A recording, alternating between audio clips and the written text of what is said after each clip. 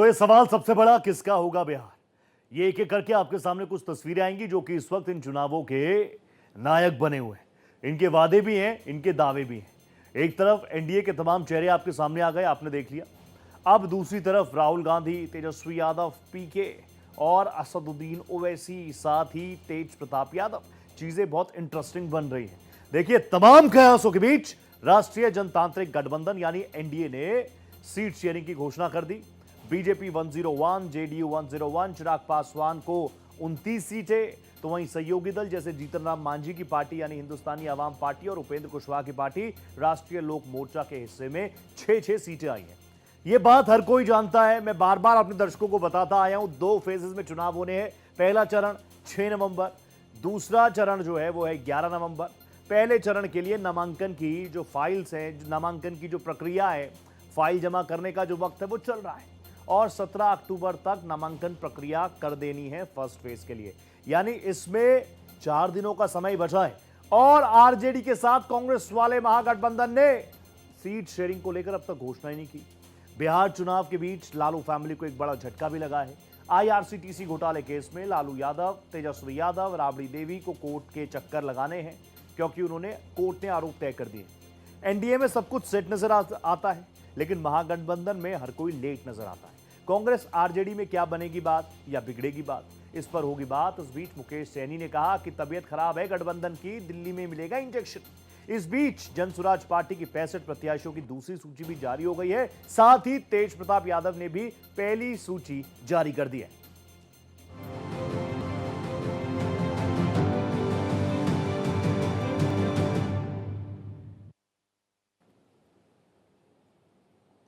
तो अब मैं इस वक्त की 6 टॉप स्टोरी आपको बता रहा हूं। सबसे पहले बीच चुनाव झटका, लालू फैमिली पर मुकदमा। आप जानते हैं आईआरसीटी घोटाले केस में राव जमनी कोर्ट में पेशी और वहां पर केसेस दर्ज हो गए हैं, चार्जेस सेट कर लिए गए। इसके अलावा दूसरी टॉप स्टोरी क्या है? कांग्रेस सैनी की जिद, क्या डील फंस गई? कांग्रेस कह रही है हमें भी इतना चाहिए, सैनी साहब कह रहे हैं कि तबीयत थोड़ी नासाज है, महागठबंधन की इंडिया ब्लॉक की इंजेक्शन मिलेगा दिल्ली में, वो एंटीडोट मिला कि नहीं मिला, इस पर बताऊंगा आपको डिटेल्स। तीसरी स्टोरी क्या है? राघवपुर बनेगा हॉट सीट, पीके वर्सेस तेजस्वी, अब बिग क्वेश्चन मार्क। क्या ये चीजें हो रही है? क्या प्रशांत किशोर तेजस्वी यादव के सामने राघवपुर से ताल ठोकेंगे? क्या ग्राउंड रियलिटी है, बताऊंगा आपको। चौथी टॉप स्टोरी, सीट बंटवारे पर तंज, नीतीश अब फिनिश। क्या ऐसा हो रहा है? बार बार महागठबंधन की तरफ से, चाहे कांग्रेस हो आरजेडी हो, हर कोई कह रहा है कि धीरे धीरे बीजेपी हाईजैक कर रही है जेडीयू को। आज इस पर बताऊंगा माहौल क्या बन रहा है। पांचवी बिग स्टोरी क्या है? सीटों के बंटवारे पर किसका नफा किसका घाटा हुआ, क्योंकि मांझी साहब कह रहे हैं हम तो गरीब हैं, चिराग पासवान जी अमीर हैं, इसलिए उनकी बात।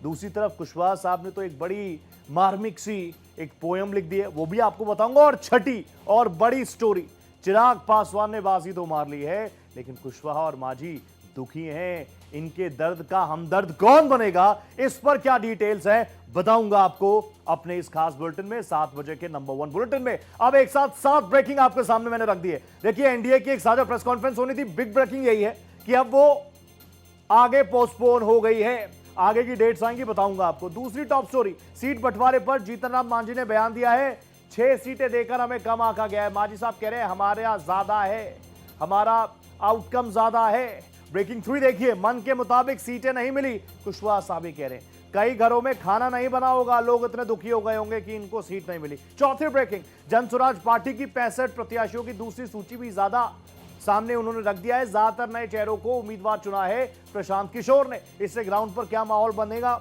आरजेडी के लिए, बीजेपी के लिए, कांग्रेस के लिए, एआईएमआईएम के लिए, क्या माहौल बदल रहे हैं और क्या तड़का देने की बात जो हमेशा असदुद्दीन ओवैसी करते आए हैं, पीके साहब उसमें क्या कुछ करने वाले। इसके अलावा 5वीं ब्रेकिंग, दिल्ली में महागठबंधन के सहयोगी दलों के नेता खड़गे राहुल गांधी से तेजस्वी और लालू प्रसाद यादव की मीटिंग हुई है। माना जा रहा है कि इस मीटिंग के बाद बड़ा फैसला जल्दी आ सकता है। आज भी प्रेस कॉन्फ्रेंस हो सकती है, कल भी हो सकती है, इंतजार सभी को है। और छठी ब्रेकिंग आपके सामने, पप्पू यादव ने कहा नीतीश कुमार साहब हो गए, चुनाव के बाद नीतीश सीएम नहीं बनेंगे, ये कहना है पप्पू यादव का। 7वीं ब्रेकिंग, महागठबंधन थोड़ा बीमार है, ये कहना है सैनी साहब का। वो कह रहे हैं दिल्ली में इलाज होगा, वो भी थोड़े नाराज थे, उनकी बॉडी लैंग्वेज बता रही थी, क्योंकि जब से एनडीए ने सीट अपनी घोषित कर दी है, कई एक्सपर्ट्स कह रहे हैं मुकेश सैनी की जो बार्गेनिंग पावर थी वो उन्होंने कम कर दी। 7 बजे की 7 टॉप स्टोरी, 7 ब्रेकिंग्स मैंने आपके सामने रख दी है, एक के बाद एक कई सारी चीजें। अब मैं आपके सामने, मेरे राइट हैंड पे भी 3 तस्वीरें हैं, लेफ्ट हैंड पे भी 3 तस्वीरें हैं, तीनों 6 की 6 तस्वीरें आपको बताता हूं। बीच चुनाव झटका, लालू फैमिली पर मुकदमा। अब आप समझ सकते हैं आईआरसीटीसी घोटाले को लेकर जहां अग्रेसिवली अटैक कर रही है भारतीय जनता पार्टी एनडीए, तो वहीं आरजेडी इस वक्त थोड़ा बैकफुट पर डिफेंसिव होती हुई नजर आ रही है। दूसरी तस्वीर देखिए, कांग्रेस और सैनिक की जिद है। क्या महागठबंधन में डील फंसती हुई नजर आ रही है? दिल्ली में इलाज होगा? मर्ज पकड़ लिया क्या? नब्ज पकड़ ली क्या? और जल्द से जल्द वो एंटीडोट है क्या महागठबंधन के पास? इस पर बताऊंगा डिटेल्स। तीसरी तस्वीर आप देखिए, राघोपुर ऑब्वियसली हॉट सीट तो है ही, लेकिन क्या यहां से पीके वर्सेस तेजस्वी इस बार नजर आ रहा है? 2025 में सबसे हॉट सीट क्या राघोपुर है? क्या डिटेल्स आ रहे हैं, अपडेट्स आ रहे हैं, बताऊंगा आपको। चौथी तस्वीर आप देखिए, सीट बंटवारे पर तंज पे तंज चल रहे हैं। नीतीश कुमार फिनिश, ये कहना है पूर्णिया से निर्दलीय सांसद पप्पू यादव का। पप्पू यादव कह रहे हैं Nitish Kumar is finish, Nitish is finish, उनकी पार्टी इज फिनिश।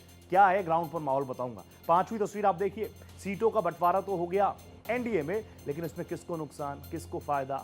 और छठी तस्वीर भी यही है, चिराग पासवान ने बार्गेनिंग पावर पर यह बता दिया कि राजनीति में उनका कद धीरे धीरे धीरे धीरे धीरे कितना ऊपर है, और एनडीए जैसे बड़े अलायंस में जहां पर भारतीय जनता पार्टी हो, जनता दल यूनाइटेड हो, मांझी साहब हो, कुशवाहा साहब हो, वहां पर उन्होंने बता दिया कि उनका कद क्या है।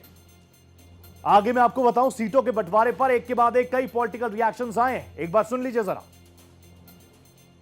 नीतीश जी को ऑफर मिल रहा है, नीतीश जी को ऑफर मिल रहा है, उन्होंने कहा कि खामियाजा भुगतना पड़ेगा। महागठबंधन के विधायक सांसद जो हैं भारतीय जनता पार्टी की सदस्यता ग्रहण करेंगे। महागठबंधन में भगदड़ मचा हुआ है। एनडीए गठबंधन भारी बहुमत से सरकार बनाने जा रही है। महागठबंधन छोड़ के भारतीय जनता पार्टी की सदस्यता ग्रहण कर रहे हैं। जेडीयू और भाजपा जुड़वा भाई की तरह से, उनमें पदों को लेकर के किसी प्रकार का कोई विवाद नहीं है। हमारे जन कल्याण के साझे कार्यक्रम पहले कहा है आदरणीय नरेंद्र मोदी और नीतीश जी का, उसके बाद उन्होंने अपना ये राय व्यक्त किया है। तो अपनी राय व्यक्त करने का अधिकार है उनको, उनकी सहमति के बुनियाद पर ही हुआ ना। कि जहां 2 लोकसभा का सीट कहा गया था और फिर कहा गया था कि एक राज्यसभा का सीट देंगे, लेकिन मिला 1 लोकसभा का सीट। हम संतुष्ट हुए, कहीं कोई मुंह नहीं फटफटाए। उसी प्रकार से यहाँ हमारी मांग 15 थी और उसके बाद वो लोग 6 दिए हैं। मन में दुख तो जरूर है। लोकसभा के पहले जो लोक जनशक्ति पार्टी की स्थिति थी, उससे तो डेफिनेटली आज हम लोग एक बेहतर स्थिति में। अब इस बेहतर स्थिति को हम लोग को विधानसभा के ग्राउंड पे उतार करके जिस तरीके से हम लोग अपना MY समीकरण लेके आगे बढ़ रहे हैं, उसी समीकरण को साधते हुए हम लोग को अपना विधानसभा का चुनाव लड़ना है। नीतीश कुमार फिनिश्ड हो गए, 142 पर लड़ लिए बीजेपी 100। अब चुनाव के बाद नीतीश कुमार जी मुख्यमंत्री हो या ना हो, आना तो इधर पड़ेगा, उधर तो मुख्यमंत्री नहीं हो। महागठबंधन में सीट शेयरिंग का पेच सुलझने का नाम नहीं ले रहा है। एक तरफ कांग्रेस आंखें दिखा रही है तो दूसरी तरफ मुकेश सहनी की अपनी चाहत है, और ऐसे में CPI-ML ने अपने एक कैंडिडेट को सिंबल देकर साफ कर दिया है कि महागठबंधन में तमाम पार्टियों की अपनी डफली, अपनी राग है। सहयोगी कैमरामैन राकेश के साथ भारत एक्सप्रेस के लिए पटना से आशुतोष कुमार। तो अपडेट्स का सिलसिला लगातार आता रहेगा, वो भी मैं कोशिश करूंगा सबसे पहले आप तक पहुंचाऊं सटीक तरीके से। अभी देखिए बिहार में जनता जो बैठी हुई है पॉपकॉर्न लेकर, वो क्या देख रही है। उसके सामने भी ये तस्वीर है कि एनडीए में भले इधर की उधर हो जाए, बातचीत का सिलसिला हो ना हो, कोई नाराज हो, कोई पोयम लिख दे, कोई कहे हम इतना चाह रहे थे इतना मिला, लेकिन एनडीए ने एज ले लिए। कैसे? एनडीए ने सबसे पहले बता दिया, क्योंकि सत्ता में है ना, एनडीए ने बता दिया कि देखिए कितनी कितनी सीटें हम किस किस दल को दे रहे हैं। वो मैं ग्राफिकली आपके सामने रखता हूं। 101 नीतीश कुमार यानी JDU, Bharatiya Janata party same seats पर 101 सीट्स पर चुनाव लड़ेगी। 29 सीटें मिले हैं चिराग पासवान को, और वो इसलिए सेंटर में भी हैं, आप देख लीजिए। और मांझी साहब और कुशवाहा साहब को 6-6 सीटें दी गई हैं। एनडीए ने साफ कर दिया है। एक बार फिर से मैं आपको दिखाता हूं बिग बॉल पर। देखिए सबसे ज्यादा सीटें जो दोनों लड़ रहे हैं, बीजेपी और जेडीयू, 101। इसके बाद बार्गेनिंग टेबल पर अपनी पावर दिखाते हुए चिराग पासवान ने बता दिया कि उनका वर्चस्व तो बढ़ रहा है। चिराग पासवान अमीर है, हम गरीब है, ये मैं नहीं कह रहा, ये कह रहे थे मांझी साहब। मांझी साहब तो ये भी कह रहे थे कि हम 15 सीटों के लिए पूरी तैयार थी, हमारी पार्टी पूरी तरीके से तैयार थी, लेकिन हमें 6 सीटें मिली। साथ ही वो ये भी कहते हैं कि जब हमको एक ही सीट दिए थे तब भी हम छोड़ के थोड़ी गए थे, तब भी हम आप ही के साथ थे। और कुशवाहा साहब तो ये कह रहे हैं हमको 6 सीटें मिली हैं, कई घरों में चूल्हा नहीं जला होगा, लोग दुखी हो गए। कि कुशवाहा साहब और उनकी पार्टी को महज 6 सीटों पर रखा एनडीए ने। लेकिन देखिए वो कहते हैं ना, अंत भला तो सब भला, इसीलिए एनडीए में अभी सब कुछ ऑल इज वेल होता हुआ नजर आ रहा है। ये पोजीशनिंग भी बहुत शानदार चीज है। देखिए बड़े भैया के तौर पर जेडीयू हमेशा नजर आई है, लेकिन पिछले बार 2020 के चुनावों में भी जेडीयू के नंबर कम थे। अब दूसरी तरफ सिर्फ स्पेकुलेशंस हैं।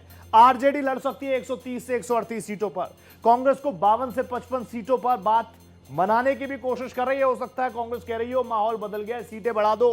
35 सीट सीपीआईएम के लिए, लेफ्ट के लिए 35 सीटें, क्योंकि उनका परफॉर्मेंस काफी शानदार रहा। इसके बाद आप देखिए मुकेश सहनी साहब पहले तो 40-50 सीट मांग रहे थे, अब बातें आ गई 15 सीट तक, और अदर्स के लिए भी 2 सीटें रखी गई हैं। तो अभी ये स्पेकुलेशंस है, ये कितनी ठीक होती है, कितनी सटीक होती है, इस पर मंथन चिंतन चल रहा है। From capital Patna to capital Delhi, हर जगह मंथन चिंतन का दौर, बातचीत का सिलसिला। लेकिन एक तरफ जहां एनडीए एज ले चुकी है, इस बीच एक बड़ी ब्रेकिंग आ गई है, जल्दी से बिग वॉल पर आपके सामने रखता हूं। जनशक्ति जनता दल ने, तेज प्रताप यादव की पार्टी ने अपनी पहली सूची जारी कर दी है। इसमें तेज प्रताप का भी नाम है। महुआ से ताल ठोक रहे, महुआ से चुनाव लड़ रहे तेज प्रताप यादव। तो बता रहे हैं हमारी तैयारी बिल्कुल तेज है, कोई हमको हल्के में ना ले, कोई हल्के में ना ले। तेज प्रताप यादव को, उनके साथ यूथ है, उनके साथ जो चीजें हुई हैं वो ये भी बोलते आए हैं कि मैं एक्सपोज करूंगा आरजेडी को कौन खराब कर रहा है। लेकिन अपनी पार्टी जेजेडी में कैसे वो उसको मजबूत कर रहे हैं, उस दिशा में भी आप देखिए पहला और बड़ा कदम 21 उम्मीदवारों की सूची। इसमें सबसे बड़ा नाम खुद तेज प्रताप यादव का। तेज प्रताप यादव महुआ से चुनावी ताल ठोकते हुए नजर आएंगे 2025 में। इसका फायदा कितना होगा, क्या कुछ फैक्टर रहेगा, क्या एंटरटेनिंग फैक्टर है, ठीक है। तो जनशक्ति जनता दल ने अपनी पहली सूची जारी कर दी है, 21 उम्मीदवारों की लिस्ट है, इसमें खुद तेज प्रताप यादव का भी नाम है। अब कई और ऐसे अपडेट्स हैं, वो मैं आपको बताऊंगा जल्दी से, आपके टीवी स्क्रीन पर वो भी रखूंगा। लेकिन आज की बड़ी इंपॉर्टेंट खबर यह भी कि तेज प्रताप यादव भी पूर्ण रूप से तैयार है। हर कोई ये सवाल पूछ रहा था चुनाव लड़ेंगे कि नहीं लड़ेंगे, चुनाव लड़ेंगे कि नहीं लड़ेंगे, साफ कर दिया चुनाव लड़ेंगे। महुआ से ताल ठोकेंगे तेज प्रताप यादव।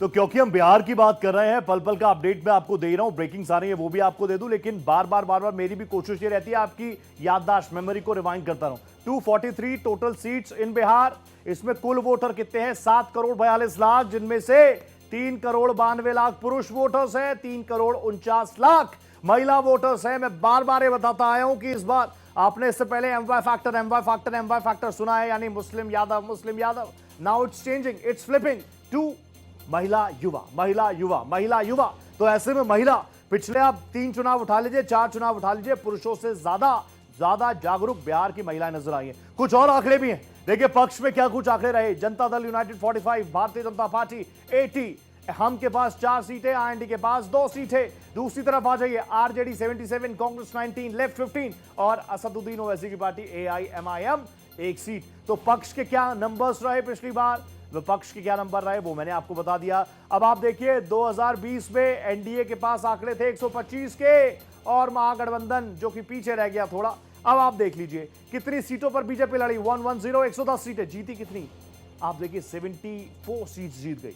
जेडीयू 115 सीटों पर लड़ी, परफॉर्मेंस काफी गिर गई 43। उस वक्त का फैक्टर कुछ और था, उस वक्त के अनुमान कोई और थे, किसी की लंका उन्होंने जला दी थी, इसलिए जेडीयू मान रही है उनकी सीट्स कम हुई थी। हम लड़ी थी 7 सीटों पर, 4 जीती।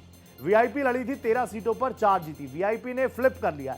वीआईपी अब एनडीए से निकलकर पहुंच चुकी है महागठबंधन। अब पिछली बार के चुनाव में 144 सीटें थी, 144 और 75। अभी जो चीजें मैं आपके सामने दिखा रहा हूं वो आपकी टीवी स्क्रीन पर है। एक एक करके कई तैयारियां हमने की है, कुछ ग्राफिक्स में आपके सामने रखता हूं, आप समझ जाएंगे तैयारियां किस तरीके की है। सबसे पहले मैंने आपको ये बता दिया कितनी सीटें हैं। अब चिराग पासवान को जो 29 सीटें मिली है वो कौन सी है वो मैं आपको बताता हूं। देखिए बखरी, सोनबरसा, ओबरा, तारापुर, लालगंज, मखदूमपुर, इसके अलावा राजगीर, मडौरा, सिमरी, हिसुआ, कदवा, मोरबा, एकमा, रोसड़ा, बख्तियारपुर, हिसुआ, गोविंदपुर और गया, साथ ही राजापाकर। ये वो 29 सीट्स हैं जो चिराग पासवान को दी गई हैं। चिराग पासवान वो फैक्टर नजर आ रहे हैं जो लोगों से संवाद कर रहे हैं। एक बार फिर से मैं वो सीट्स आपके सामने रखूं, बखरी, लालगंज, अगियाओं, फतुआ, सोनबरसा, मखदूमपुर, साहिबपुर, कमाल। धीरे धीरे 29 की 29 सीट्स मैंने आपको दिखा दी है, बता भी दी है। तो अब यहां से चुनाव क्या परफॉर्मेंस रहेगी उस पर नजर रहेगा। अब आप देखिए चिराग के हिस्से में कौन कौन सी सीटें हैं। देखिए बखरी सीट है, ये आती है बेगूसराय जिले के अंदर, ये मिली है चिराग पासवान को। 2020 में इस पे लड़े थे भारतीय जनता पार्टी, जीती थी सीपीआई ने। दूसरी सीट साहेबपुर कमाल बेगूसराय जिले में आती है, जेडीयू लड़ी थी, जीती थी आरजेडी। तारापुर मुंगेर में पड़ता है, जेडीयू जीती थी, जेडीयू ही लड़ी थी। रोसड़ा समस्तीपुर बीजेपी लड़ी थी, बीजेपी जीत गई, और वो लड़ी और वो जीत गई, ठीक है।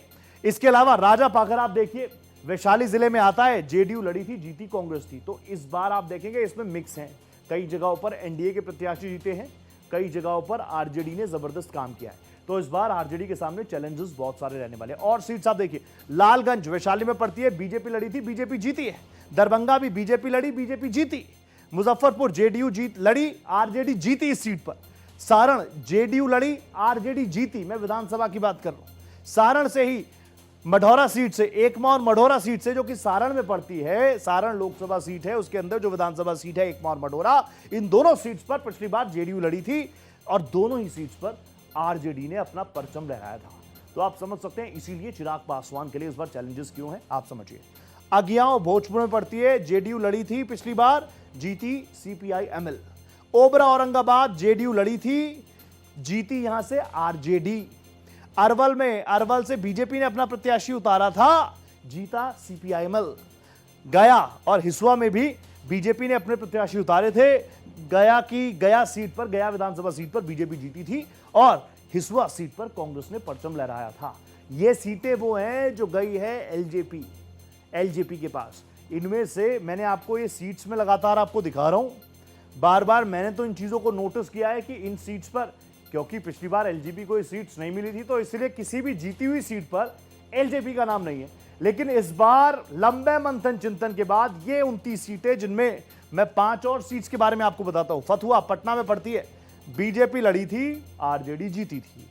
दानापुर में बीजेपी लड़ी थी, आरजेडी जीती थी। ब्रह्मापुर में वीआईपी लड़ी थी, तब वीआईपी जो थी वो एनडीए में थी, जीता इसको महागठबंधन ने था, यानी आरजेडी ने था। राजगीर और कदवा सीट पर भी आप देखेंगे जेडीयू ने अपने प्रत्याशी उतारे, एक सीट पर जेडीयू जीती थी, एक पर कांग्रेस। तो यहां पर एलजेपी नाम का आपने कुछ भी विनिंग में नहीं देखा होगा, क्योंकि 2020 में ये सीट्स एलजेपी के पास थी नहीं, या तो बीजेपी लड़ रही थी या जेडीयू लड़ रही थी।